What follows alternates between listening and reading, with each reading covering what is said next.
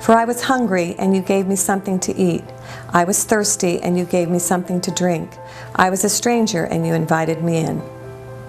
Community of Faith Mission is a faith-based emergency shelter program which, through volunteers, provides food and shelter to individuals who have found themselves without a home in the Williamsburg, Virginia area during the coldest months of the year. People often ask, how did the shelter program start? We saw there was a need for an emergency shelter program in the Williamsburg area, so in 2012, the Community of Faith Mission was initially established through the St. Bede's Homeless Ministry. We were blessed. The faith community quickly came together and actively supported the mission. Williamsburg is not immune to having a homeless population. With many people living paycheck to paycheck, a sudden job loss, illness, or even a substance abuse problem can cause an individual to become unsheltered very quickly. This is especially true if they have no family support. And this is where Community of Faith Mission comes in. We help individuals who need emergency shelter during the coldest months of the year. For some people, they are at the lowest point in their life. Some might be sleeping in their cars, in the woods. We offer them a warm, safe place to sleep and lift them in hope. The shelter program meant a lot to me because, you know, somewhere to go, sleep, it was warm, you get good food to eat, and great people there. Before the program, I found myself sleeping wherever, woods, sidewalks, wherever, you know. I'm a brickmason by trade, but when work ran out, as money ran out, I had to move out, so I ended up homeless. I was living in my car in the Walmart parking lot, and I was scared at first. You know, I was hesitant about going just because I was angry at God because of the situation I was in. I couldn't believe that He had let this happen to me. It started getting cold and I was hungry and I needed help, and I knew that I couldn't do this on my own. I went to the church and I was just so happy and so blessed to see and that the welcoming that the people there had given me. They were just so friendly and so nice. Once I got off of the street and I found a place to live, I started attending one of the local churches. And then the following year, as a result, I actually volunteered to help out during the shelter stay. COFM is made up of more than 30 congregations in the Williamsburg area. They act as either a shelter host or a shelter partner. Hosts offer their facility, food, and volunteers to operate their shelter week. Partners offer support to the host with volunteers and food. These shelter hosts and partners join together to provide 18 weeks of shelter during the coldest months of the year. The COFM trailer travels from one shelter host to the next, week by week, carrying all the sleeping mats, bed linens, towels, pillows, and much more. A typical night at the shelter begins with check-in at 6:30, followed by dinner. After a warm night's sleep, breakfast is served in the morning with checkout at 7 a.m. While all congregations must follow the same operational schedule and procedures, each one finds a way to make their week their own. Volunteers share dinner and fellowship with guests each evening, sometimes playing board games, watching movies, and sometimes other optional services are offered by the congregations. And so our church and ministry has been tremendously blessed by being part of the homeless shelter during the winter months. It's not so much been that the homeless have been blessed as much as we've been blessed. God have moved in our ministry as we serve them. We've seen our focus and mission for the church and the ministry. And as a pastor of Chickahominy Baptist Church, I could not imagine not being part of this program. I've been volunteering at the winter shelter. This will be my third winter. Upon going that first night, it moved me to no end. There were folks there that, through no fault of their own, were without housing, a warm place to sleep, a hot meal for dinner. The first time I was there, when checking in someone, that's usually where I work, is at the check-in desk. I asked a guest number, and in looking up, it was someone that I had known in my past. And talk about humbling and a real awakening that there are people out there who are wonderful people who truly are in need. So this is pretty much, I've come to believe this is my calling, and it just really means the world to me and the people in my church. The shelter program really gives us a resource we didn't have in the past. We come across people that were homeless, down on their luck, had no place to stay. We would try to find resources for them through other organizations, but we didn't have anything here locally that we could depend upon, and having the shelter program in place really makes a big difference for us. Without God's blessings and the support of more than 2,200 volunteers from the faith community, this mission would not be possible. The COFM Board is thankful to all the many congregations for their time, compassion, and support.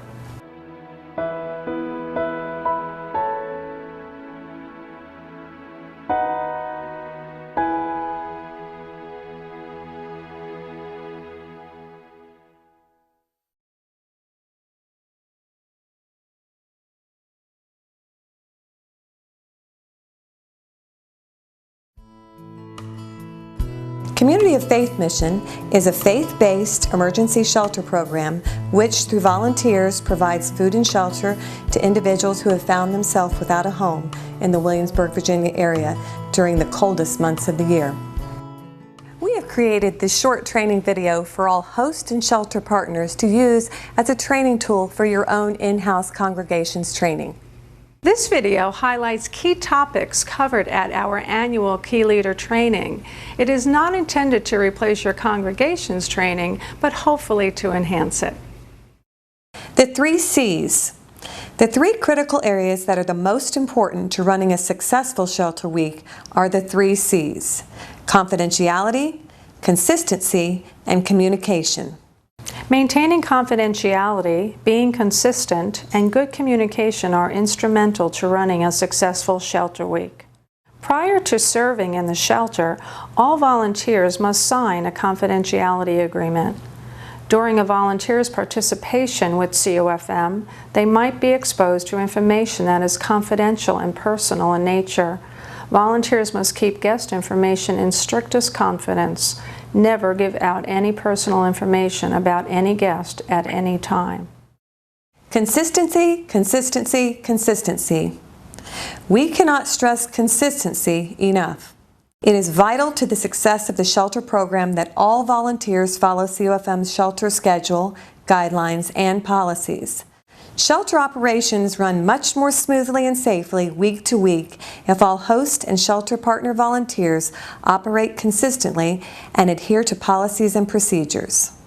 Just think if each congregation changed only one rule. For example, the first host site allows guests to check in early. The next site allows guests to wear hats. The third starts distributing sleeping mats at 7:30. The fourth allows guests to have an additional smoke break. By the 5th week, the shelter guests are now telling the host sites how to run the shelter program. We understand it isn't always easy to stick to the rules, especially when a persuasive guest tries to get you to amend the rules to meet their own personal needs. But please honor our policies, as this protects the integrity of the program. Communication. Communicating important information is essential before, during, and after your shelter week. Prior to your shelter week, please get in touch with your COFM key contact. Confirm that all arrangements have been made with your shelter partners and that trailer plans have been finalized. During your shelter week, be sure to communicate important information regarding any specific shelter guests to other shift volunteers. And at the conclusion of your shelter week, please communicate with your COFM key contact any and all important follow-up information about your week. To aid in the communication process, we provide 3 separate forms. These forms are host-to-host communication, in-house communication, and incident report. A host-to-host communication form is used to pass important information from one host site to the next host site. An example where you might use this form is shelter guest Jane Smith did not have photo ID and was allowed to stay for one night at your facility. You need to alert the next host site that Jane did not have a photo ID but was allowed to stay one night, and now she must show valid ID. In-house communication form is used to pass information during your congregation's shelter week from one shift to the next. An example is when John Smith needs a wake-up call at 5 a.m. for his job. Lastly, the incident report. This report should only be completed by a key leader. This report would only be used for a more serious incident. An example might be Susan Smith appeared agitated and refused to adhere to shelter policies, so it was necessary to have her leave the shelter. It is important that all volunteers read the General Guidelines form prior to working in the shelter. These guidelines include important information such as: do sign the volunteer log and confidentiality agreement when you arrive at the shelter. Don't bring in personal items into the shelter. Do wear casual clothing. Don't wear low-cut shirts, tight clothing, or a lot of jewelry. Do welcome guests when they arrive with a smile. Don't touch guests or any of their personal belongings. Do store guests' belongings in a secure area. Don't allow guests to retrieve items once their belongings have been stored. Do make sure a check-in desk is monitored at all times. Don't leave confidential information unattended. Do engage with guests at dinner and consider offering optional activities. Don't offer guests any money or bring a guest to your home. Do monitor bathrooms frequently. Don't permit a guest to leave the shelter and come back in. If a guest leaves the shelter after they've been checked in, they may not come back in for the rest of the evening. The following is a role play on how to check in a shelter guest. Shelter guest check-in begins at 6:30 p.m. Before a shelter guest is permitted to check in, they must first be cleared by the security volunteer. Prior to check-in, the security volunteer should casually engage with the guests to observe them and make sure that they should be allowed entry. Once the determination has been made that the guest may enter, the security volunteer welcomes the guests and directs the guests towards the next volunteer who will aid them in storing their personal belongings. The volunteer will ask the guest to store his or her personal belongings in a bag that is provided by the host site. The volunteer should hold the bag open, and the shelter guests must put all their personal items in the bag to be stored overnight. A volunteer should never touch a guest's personal belongings. All belongings must be checked with the exception of items such as cell phones, medicines, a book, or a Bible. A complete list of which items are permitted should be posted near the check-in table in view of the shelter guests. Guests may keep a lightweight sweater or hoodie, but all hats and overcoats must be stored. All guests should be asked to check in any sharp objects prior to entry. Volunteers must understand when guests see their own personal belongings being taken away from them, it can sometimes make them uncomfortable, and it could also be a point of anxiety for the guests. Please assure them that their belongings will be kept in a secure area. The volunteer should make sure the guest is aware that they will not be able to retrieve anything from their bags after they have been stored. Please remind them to keep any medications they are taking with them. Once all items have been put in the storage area, the guest is asked to proceed to the check-in table. Check-in volunteer 1 should first ask if the guest has ever been to our shelter this season. If it is the first week of the season, or if the guest is new to Community of Faith Mission Shelter Program, the individual must show photo identification to volunteer 1 at the check-in table. After photo ID has been shown, check-in volunteer 1 must next check the banned guest list to make sure the guest is not listed. The guest is next assigned a number from the guest check-in book. The number given to this guest is their number for the entire season. Check-in volunteer 2 writes the guest number on a tag and gives the tag to the roving volunteer. This numbered tag should be attached to all of the guest's bags. Once the bags are tagged, this roving volunteer next takes the guest's bag to a secure storage area. Check-in volunteer 1 must always enter the number of bags the guest has checked in to the book each evening. Check-in volunteer 2 writes the guest number on a bedding tag, which should be attached to the guest's weekly linens, and also offers the guest a weekly hygiene kit. When a guest has entered the COFM shelter for the first time, they will need to go to the intake desk to provide some information and sign a liability release. The intake volunteer must check the photo ID and run the guest through the Virginia Sexual Offender Registry out of the presence of the guest. Once a guest has been checked in and has been through intake, they should be welcomed into the common area to have a beverage and wait until dinner is served. The safety of our volunteers and guests is paramount to us. To help ensure that our volunteers and shelter guests are as safe as possible, we have asked each host and shelter partner to assign a volunteer whose sole responsibility is dedicated to safety and security.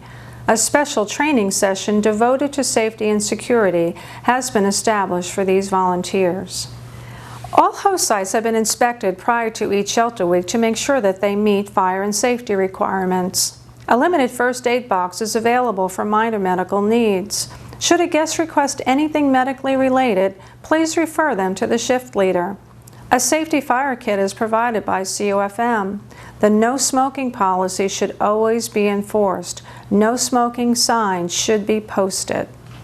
Exits and entrances should be monitored and doors locked for the night at 9 p.m. Admittance into the shelter after 9 p.m. is permitted only if a guest is accompanied by a police officer or if a guest has been given prior permission due to a job.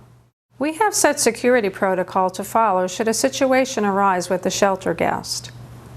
If a guest appears to be agitated, the volunteer needs to follow these steps. Back away from the guest and give them space. Do not be confrontational. Use a non-threatening voice. Do not turn your back on the guest.